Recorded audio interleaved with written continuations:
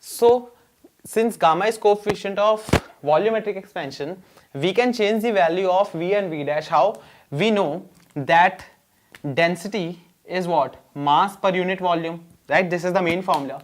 So for V, I can take V here and rho here. So for this V, I can write it as m upon original density, and the change value V dash can be written as m upon the change density rho dash.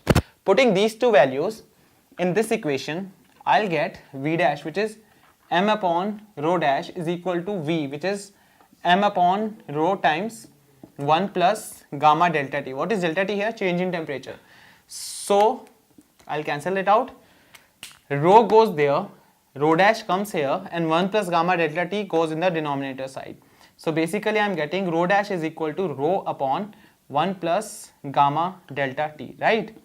Or this expression can be written as rho times 1 plus gamma delta T raised to power minus 1, because this is in denominator side.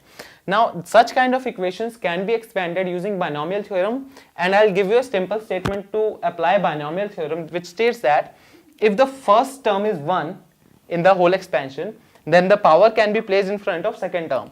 So this becomes, expanding binomially, I'll get rho 1 minus gamma delta T, which is rho dash. Now you see this equation and you'll see that if delta T is greater than 0, that is if there is a change in temperature. So first, let's say there is no change in temperature, that means delta T is 0, this term comes out to be 0, so rho dash is equal to rho, that means density doesn't change, and so won't be any change in the volume. But if there is a change in temperature, that is delta T is positive, what will I get? Rho will be less than rho dash, right? So rho dash is what?